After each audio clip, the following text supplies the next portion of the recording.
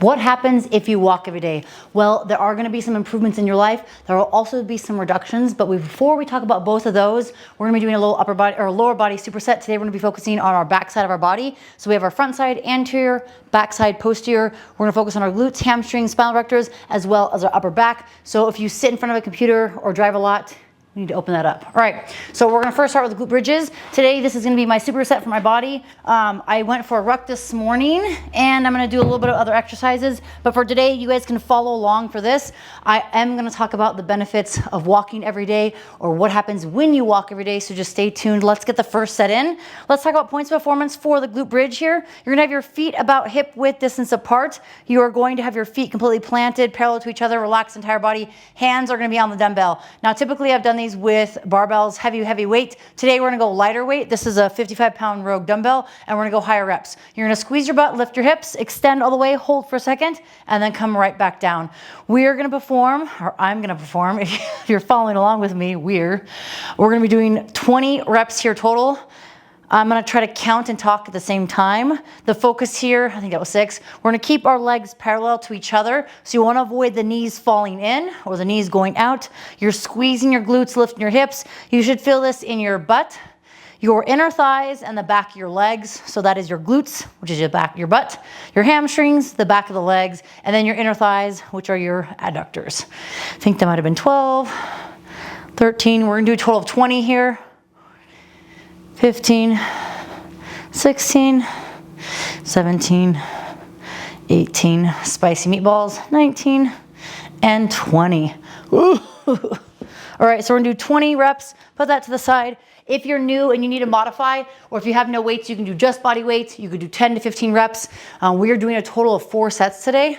Next is going to be our single arm bent over rows. I love unilateral work. It is so great for your core, but also balancing your body.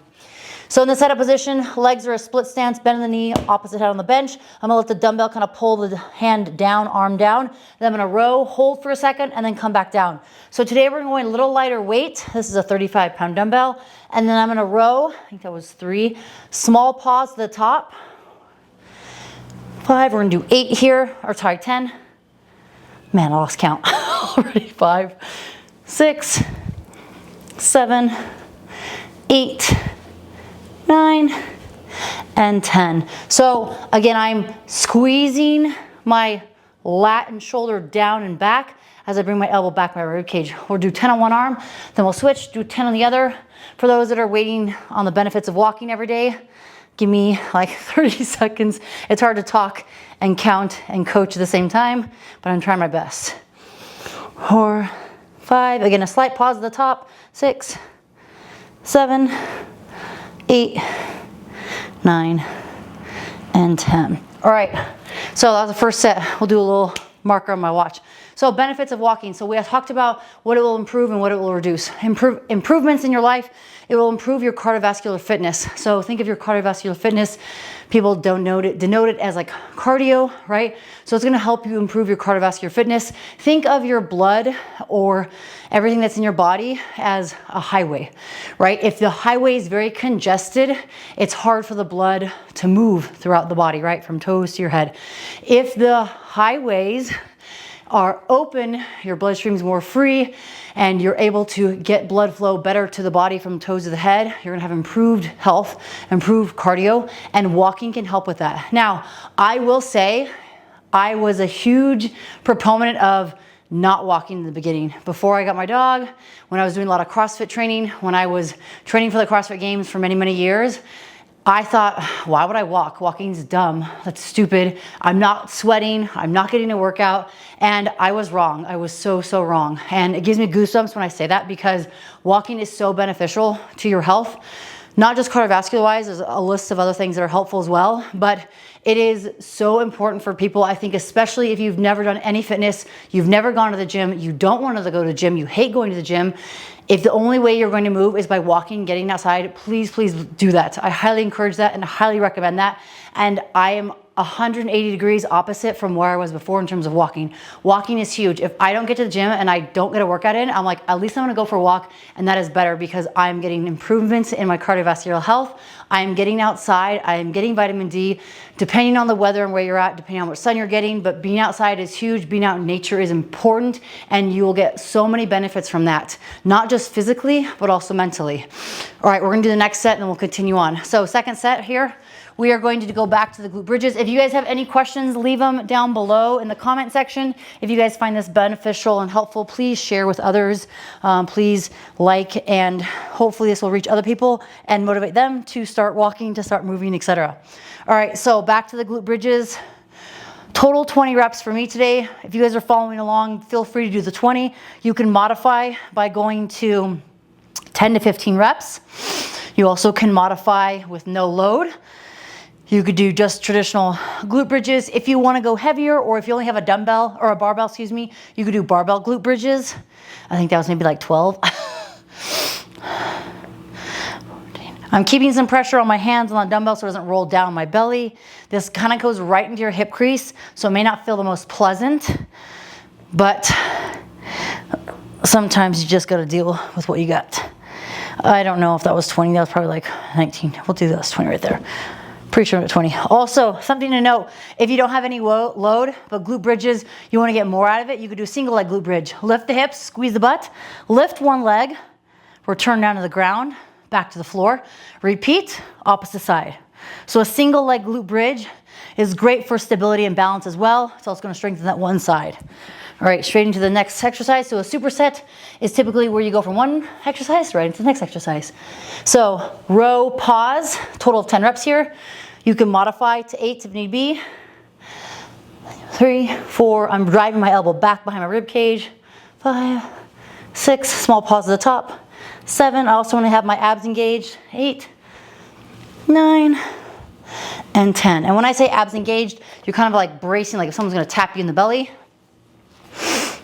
1, 2, 3, 4, 5. Hopefully I'm not breathing too heavy into the mic. 6, 7, 8, 9, and 10. Good.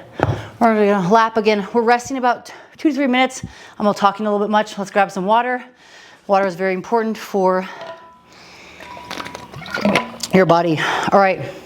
So, benefits of walking every day, or what's going to happen when you walk every day. All their benefits are strengthening your bones, right? So if you have a relatively flat surface, you may feel like, oh, well, I'm not having any external load. Well, your body's responding to your weight. So I'm about 150 pounds.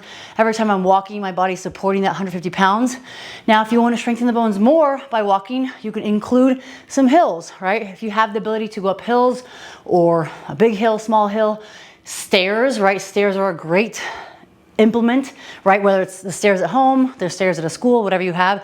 But if you're walking up a hill, right, you're actually having to push against, but you also have the incline. So it's going to help strengthen bones.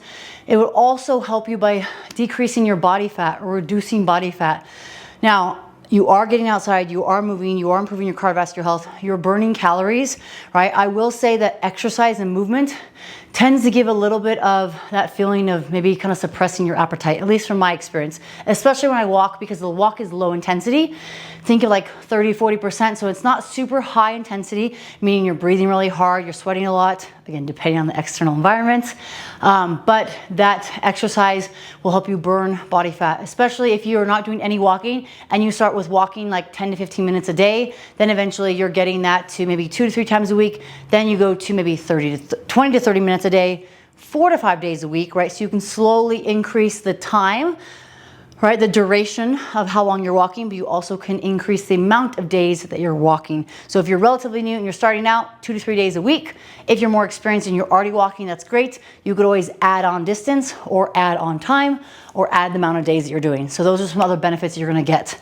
Like I already mentioned, vitamin D, you're getting outside, physically and mentally you will feel better. I promise you that. I am speaking from the horse's mouth because I have been a huge advocate on my side now that I've been doing walking. And I will say, if you're already walking a lot and you want to walk more, or you want to challenge yourself, you can always add a rucksack. So think of a backpack with weights.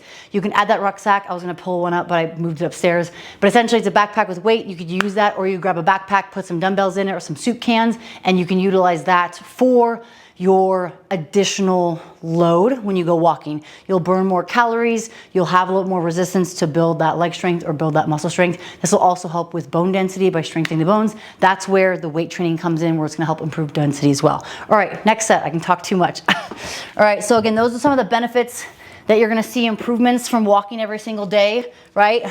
I will say, if you're in a climate with very nice weather and lots of sun, you'll get a very nice golden tan like I have right now, minus whatever you're wearing outside, obviously. So parts of my body are very white, other parts are very tan. All right, next set, same thing. Squeeze the butt, lift the hips.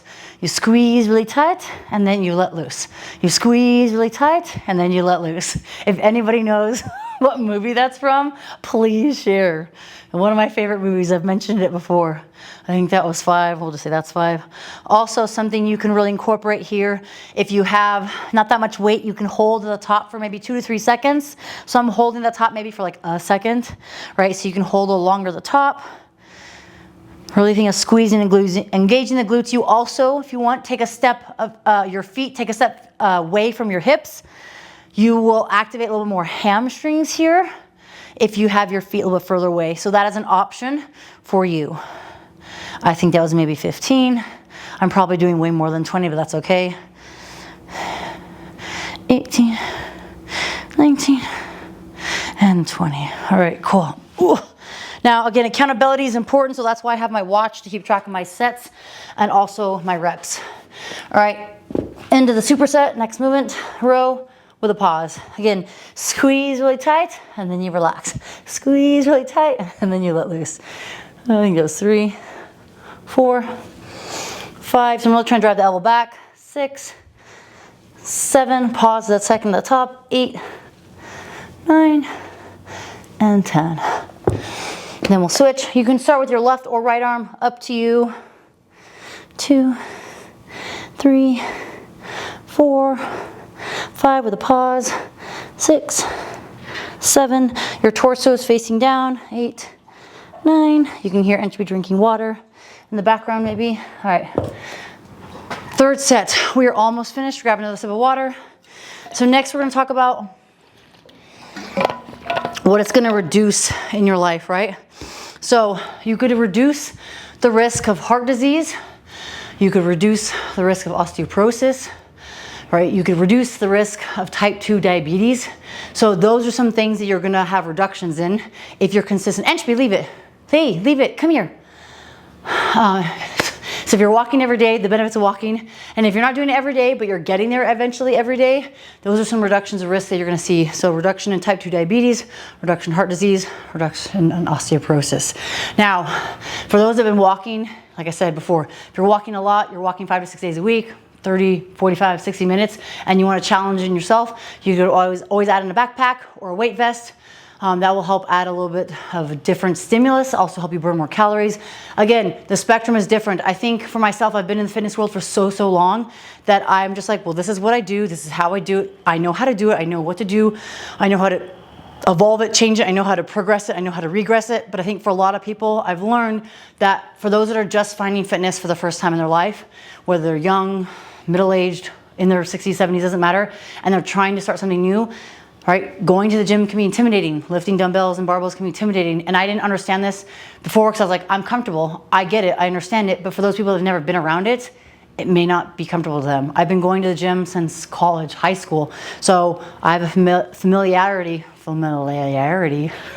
I'm very familiar with those implements in the gym, right? If there's something new, I'm not afraid to try it because I'm all about trying something new. I'm very curious. But for some people that maybe don't have that curiosity or understanding. I'm trying to communicate and hopefully give you some insight to other things you guys can do. So even though I'm showcasing what I'm doing in the gym, hopefully talking about walking every single day or cutting out sugary beverages or eating 1 gram of protein per pound of desired body weight, hopefully these tools and tips and just information can be helpful for you guys. Again, I can ramble and talk, so I'm trying to stay accountable. 2-minute rest. We're gonna do our last set here. So if this is helpful, please leave a question below. If there's certain things you guys wanna learn more about, if there's things you want me to talk more about, whether it's nutrition, macronutrients, micronutrients, if you're like, what are macros and micros? Let me know. I just did a video explaining kind of the basics of macronutrients and what they are. Protein, fat, and carbs, those are essential to our body. But if there are other things that you would like to learn more about or want me to talk about, please leave them. Please leave a comment, please share. Please feel free to share the video with others, like it, and hopefully this will reach others that are maybe interested in starting the fitness journey. Maybe they're considering it, but they don't know where to start or what to do.